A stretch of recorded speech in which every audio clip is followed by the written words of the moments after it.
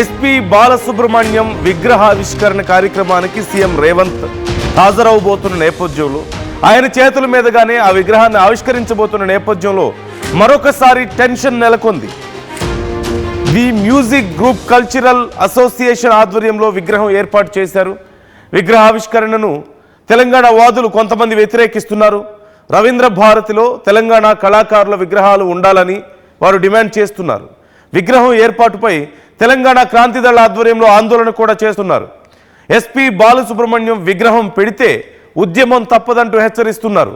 తెలంగాణ వాదులకు కవిత మద్దతు పలికారు. మరోవైపు విగ్రహావిష్కరణకు మరో స్థలం చూసుకోవాలంటూ కవిత కూడా చెప్తున్నారు. చాలామంది ఈ విషయంలో చాలా సీరియస్గా ఉన్నారు. ఇప్పటికే ఆందోళన వ్యక్తం చేయడం, పెద్ద ఎత్తున నినాదాలు చేయడం ప్రభుత్వానికి వ్యతిరేకంగా మనం చూస్తూనే ఉన్నాం. చాలా రోజుల నుంచి చర్చ జరుగుతోంది. రవీంద్ర భారతిలో బాలసుబ్రహ్మణ్యం విగ్రహం పెట్టినప్పటి నుంచి ఈ విషయం ఈ పెద్ద రచ్చకు దారితీసింది. తెలంగాణ కళాకారులు ఎంతోమంది ఉండగా, తెలంగాణ గాయకులు గద్దర్ లాంటి వాళ్ళు ఉండగా వాళ్ళ విగ్రహాలు పెట్టకుండా తెలంగాణ గీతాన్ని పాడడానికి కూడా ఇష్టపడని ఒక కళాకారుడి ఒక సింగర్ స్టాచ్యూని అక్కడ ఎందుకు పెట్టాలి అనే ప్రశ్న ఇక్కడ వస్తుంది ప్రధానంగా.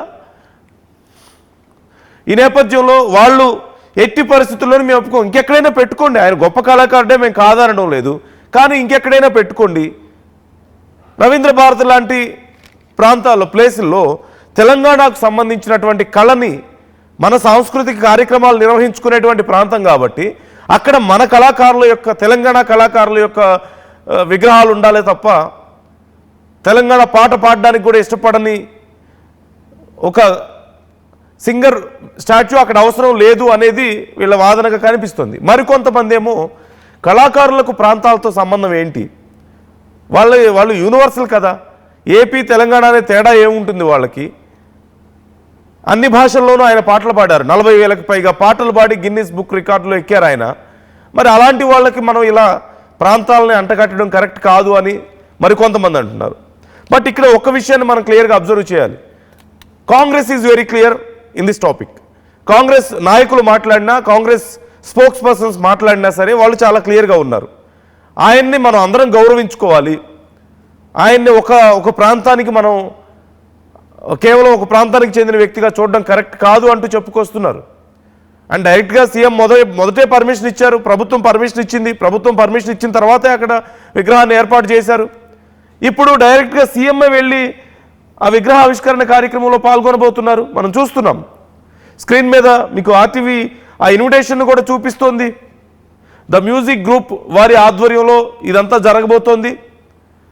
మరోవైపు శ్రీ రేవంత్ రెడ్డి గారి చేతుల మీదుగా పద్మవిభూషణ్ గాన గంధర్వ శ్రీపతి పండితారాజ్యుల బాలసుబ్రహ్మణ్యం గారి విగ్రహావిష్కరణ కార్యక్రమం అంటూ చాలా క్లియర్గా అక్కడ మెన్షన్ చేశారు.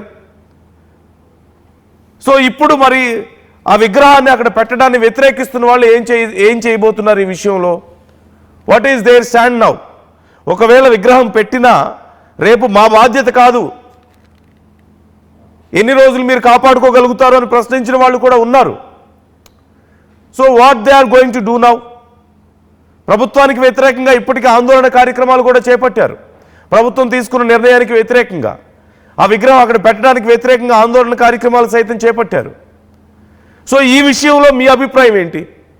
ప్రభుత్వం ఒకలా చేస్తుంది, కాంగ్రెస్ ఒకలా ఆలోచిస్తుంది. కొంతమంది తెలంగాణ వాదులు, అందరూ అని నేను చెప్పడం లేదు ఇక్కడ, కొంతమంది తెలంగాణ వాదులు మాత్రం ఆ విగ్రహావిష్కరణ కార్యక్రమాన్ని వ్యతిరేకిస్తున్నారు. మరోవైపు సీఎం డైరెక్ట్గా వెళ్ళి ఆయన చేతుల మీదుగా ఆ కార్యక్రమాన్ని చేపడుతున్నారు. ఇదంతా తెలంగాణ ద్రోహులు వీళ్ళంతా అని చెప్పేసి కొంతమంది తెలంగాణ వాదులు అంటున్నారు. ఈ విషయంలో మీ అభిప్రాయం ఏంటి? అసలు ఈ విషయాన్ని ఇంత గందరగోళం ఎందుకు చేస్తున్నారని మీరు అనుకుంటున్నారు? సో ఎవరి వైపు నిజంగా, ఎవరు చెప్పే మాటల్లో నిజంగా బలం ఉంది, ఎవరు చెప్పే మాటల్ని మనం ఎలా అర్థం చేసుకోవాలి, మీరు ఎలా అర్థం చేసుకుంటున్నారు? ఈ విషయంలో మీ అభిప్రాయం ఏంటి? ఈ విగ్రహావిష్కరణ కార్యక్రమం కరెక్టా కాదా? బాలసుబ్రహ్మణ్యం విగ్రహం రవీంద్ర భారతిలో పెట్టడాన్ని మీరు ఎలా చూస్తున్నారు? మీరు సమర్థిస్తారా లేదా? తెలంగాణ గేయాన్ని ఆయన పాడలేదు కాబట్టి ఆయన విగ్రహాన్ని అక్కడ పెట్టడానికి ఒప్పుకోం మేమని చెప్పి చెప్పడం అనేదాన్ని మీరు సమర్థిస్తారా? లేదంటే ఒక కళాకారుడికి 40,000 పాటలకు పైగా పాడినటువంటి ఒక కళాకారుడికి 40,000 పాటలు పైగా పాడినటువంటి ఒక కళాకారుడికి, తెలుగు కళాకారుడిగా ప్రపంచవ్యాప్తంగా ప్రసిద్ధి పొందినటువంటి కళాకారుడికి కేవలం ఒక ప్రాంతాన్ని అంటగట్టి ఒక ప్రాంతంలో ఈ ప్రాంతంలో ఆయన విగ్రహం పెట్టడానికి కుదరదని చెప్పడం కరెక్ట్ అని మీరు అనుకుంటున్నారా? మీ అభిప్రాయం ఏంటి? ఈ అంశాల్లో మీ అభిప్రాయాలను కూడా నాతో పంచుకోండి. మా ప్రతినిధి నిర్మల జాయిన్ అవుతున్నారు. నిర్మల, అక్కడ ఏమి ఏర్పాట్లు చేస్తున్నారు? రవీంద్ర భారతిలో సీఎం వస్తున్నారు, ఆయన చేతుల మీదుగా విగ్రహావిష్కరణ ఉండబోతోంది. మరోవైపు కొంతమంది తెలంగాణ వాళ్ళు దీన్ని వ్యతిరేకిస్తున్నారు. సో ఓవరాల్గా ప్రజెంట్ సిచ్యువేషన్ ఏంటి? అక్కడ ఏర్పాట్లు ఎలా ఉన్నాయి? మరి వ్యతిరేకిస్తున్న వాళ్ళ కార్యాచరణ ఏ విధంగా ఉండబోతుంది ఈ విషయంలో? ఎస్ నందు, ఇక్కడ మాత్రం మరి ఎస్పి బాలసుబ్రహ్మణ్యం గారి విగ్రహావిష్కరణ సందర్భంగా మాత్రము చాలామంది ఇక్కడికి సంగీత దర్శకులు, గాయకులు కూడా రాబోతున్నారు. ఈరోజు ఉదయం 11 గంటలకు నిర్వహించాల్సిన ఈ ప్రోగ్రాం మాత్రము ఇప్పుడు సీఎం గారు అందుబాటులో లేరు కాబట్టి, ఆయన ఢిల్లీ పర్యటనలో ఉన్నారు కాబట్టి సాయంత్రం 3 గంటల సమయానికైతే వాయిదా పడింది. మనం చూస్తున్నాము, ఇక్కడే ఉంది మరి ఎస్పి బాలసుబ్రహ్మణ్యం గారి విగ్రహం అయితే. కానీ ఈ విగ్రహాన్ని ఆవిష్కరించడానికి కొంతమంది తెలంగాణ వాదులు మాత్రము ఇంతకు ముందు కూడా చాలా విధాలుగా వాళ్ళు అడ్డు చెప్పడం జరిగింది, ధర్నాలు చేయడం జరిగింది. ఈ రోజు కూడా తెలంగాణ వాదులు మరి మేము అడ్డుకుంటాము, ఆవిష్కరణ జరగనీయము అని చెప్పేసి చెప్తూ ఉన్నారు. ఇదంతా కూడా కాంగ్రెస్ ప్రభుత్వం తీసుకున్న నిర్ణయము, ఖచ్చితంగా విగ్రహాన్ని పెట్టాలి అని తీరుతున్నారు. అంటే ఆంధ్రాకి తొత్తుగా మారబోతుంది అని చూపిస్తున్నారు అని చెప్పేసి కూడా తెలంగాణ వాదులు కొంతమంది అయితే భావిస్తూ ఉన్నారు, అదే వ్యాఖ్యలు చేస్తూ ఉన్నారు. మరి ఎస్పి బాలసుబ్రహ్మణ్యం గారి విగ్రహావిష్కరణ మాత్రం ఒక తెలంగాణ వివాదంగా మారింది అనే చెప్పుకోవచ్చు. ఇక్కడ ఏర్పాట్లు మాత్రం చాలా ఘనంగానే చేశారు. మనం చూస్తున్న ఫ్లెక్సీలు కూడా అంగరంగ వైభవంగా కూడా ఫ్లెక్సీలన్నీ కూడా ఏర్పాటు చేయడం జరిగింది. సీఎం రేవంత్ రెడ్డి గారి చేతుల మీదుగానే విగ్రహావిష్కరణ జరగబోతుంది అన్నప్పటికీ కూడా కొంతమంది ప్రజలేమో దాదాపు 40,000కు పైగా పాటలు పాడారు ఆయన సుబ్రహ్మణ్యం గారు. అదే కాకుండా ఆయన పద్మశ్రీ, పద్మభూషణ్, పద్మవిభూషణ్ అవార్డులు కూడా పొందారు కాబట్టి ఆయన విగ్రహం ఇక్కడ పెట్టడానికి ఆయన అర్హుడు అని చెప్పేసి కొంతమంది చెప్తూ ఉంటే, తెలంగాణ గేయాన్ని అంటే రాష్ట్ర గేయాన్ని పాడడానికి ఇష్టపడని వ్యక్తి ఎలా అర్హులు అవుతారు? తెలంగాణ గాయకులు ఎవరైతే ఉన్నారో, కళాకారులు ఎవరైతే ఉన్నారో వాళ్ళై పెట్టండి రవీంద్ర భారతిలో. రవీంద్ర భారతి తెలంగాణకు అంకితం కాబట్టి ఇక్కడ తెలంగాణ కళాకారులే పెట్టాలని చెప్పేసి తెలంగాణ వాదులు ఒకవైపు ఉద్యమం చేస్తున్నారని కూడా చెప్పుకోవచ్చు. కాకపోతే ఇప్పుడైతే ఈ తెలంగాణ వాదులు వ్యతిరేకిస్తున్న వాళ్ళు ఎవరెవరైతే ఉన్నారో వాళ్ళందరినీ కూడా వాళ్ళు పోలీసులు హౌస్ అరెస్ట్ చేశారని చెప్పొచ్చు. ఎందుకంటే వాళ్ళు వచ్చి ఇక్కడ వివాదం రేకెత్తిస్తారో అని చెప్పేసి కూడా మనం చూస్తున్నాం. పోలీస్ భారీ బందోబస్తును కూడా ఇక్కడ ఏర్పాటు చేశారు. స్పెషల్ టీంను కూడా, స్పెషల్ ఫోర్స్ను కూడా వాళ్ళు ఏర్పాటు చేశారు. ఎక్కడికక్కడ బారికేడ్లు పెట్టేసి ఇక్కడ అంతరాయం కలగకుండా చూసుకోవాలి అని చెప్పేసి కూడా మొత్తం ప్రభుత్వం అయితే చర్యలు చేపట్టడం కూడా జరిగింది.